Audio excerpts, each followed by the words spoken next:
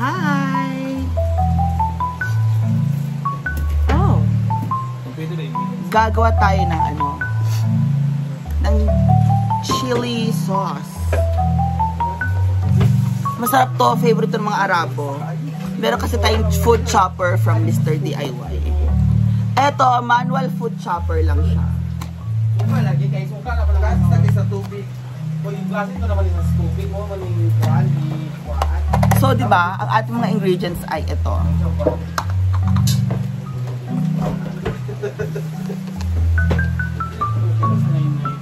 Chili, syempre chili sauce, tas walang chili, di ba?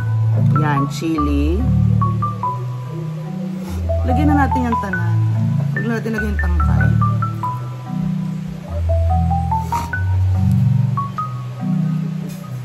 Chili sauce manggod.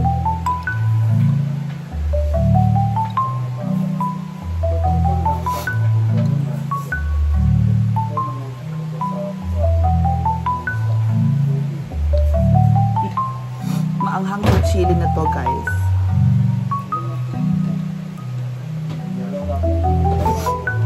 So, onti-onti lang din ang kuha dito kasi chili sauce siya, di ba? Di ba, Beshi?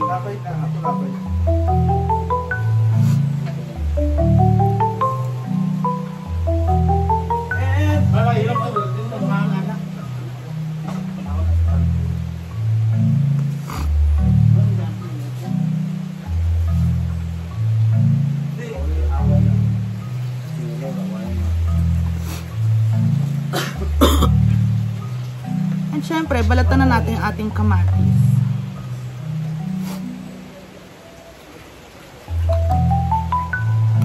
Para siyang maliit na food processor, no? Chada.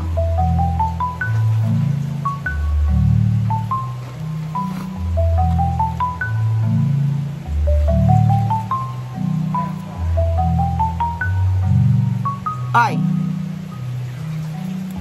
Paano to? Sige nga, try na natin. Paano to?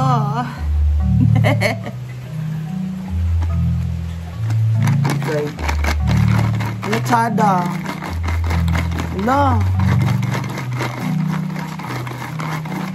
Wala, ganun lang, oh. Wala, Beshi. Ang chada niya, oh. Na-chop-chop na yung tanan.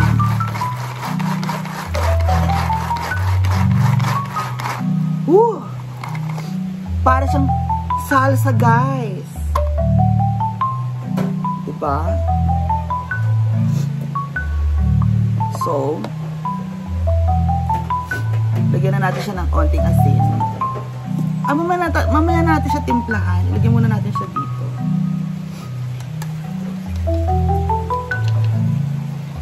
It's a superfood chopper.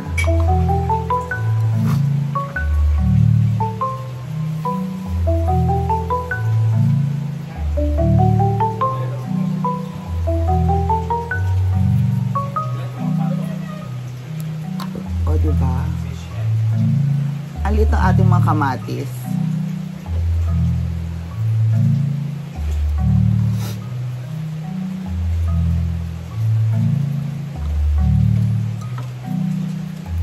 It's called cherry tomatoes.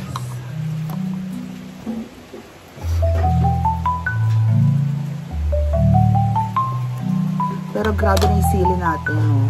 Balik natin yung sili yung buo. Hindi na shop-shop. Ganun lang siya. Medyo messy nga lang siya. Ayun, pero nasa-chop-shop siya talaga. Oh, ganyan lang siya. Hindi na natin kailangan food processor.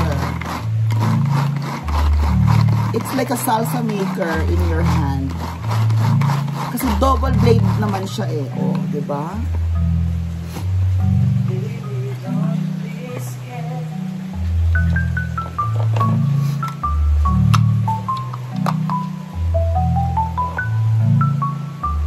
Diba? Nakakaloka.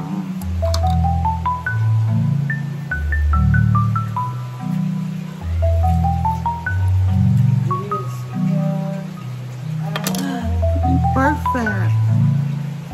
Sili.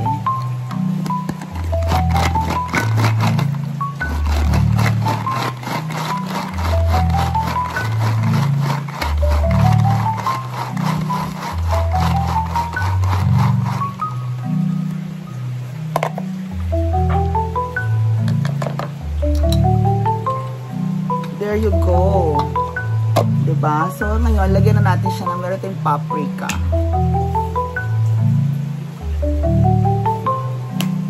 Lagyan natin ng asin.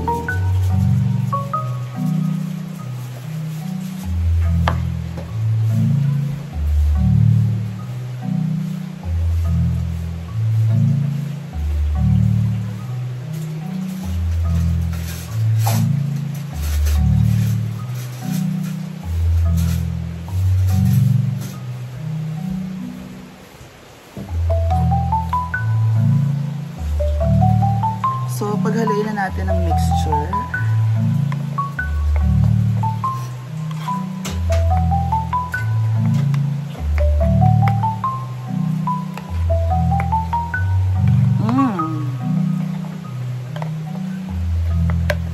It's chili and sili. Para siyang tomato sauce.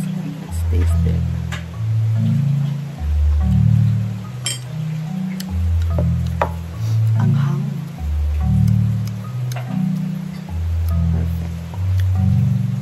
That's our chili hot.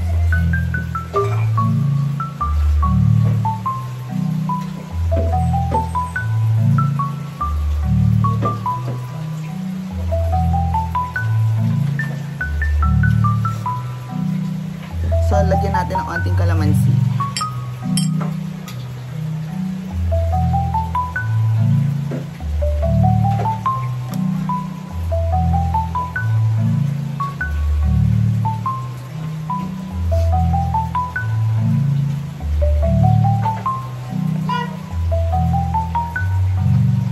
Pero usually lemon ang nilalagay dito.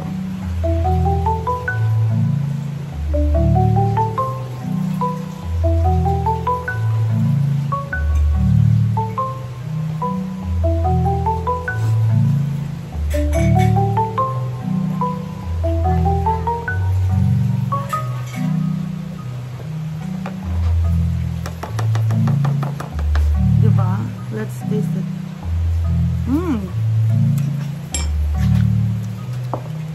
Ang-anghang. So there you go. Made by our food chopper. Masarap na. Pwede na to sa mga pritong isda or whatever. Lami. See you later, guys. Konting asin pa. Masyado. Yan. Go.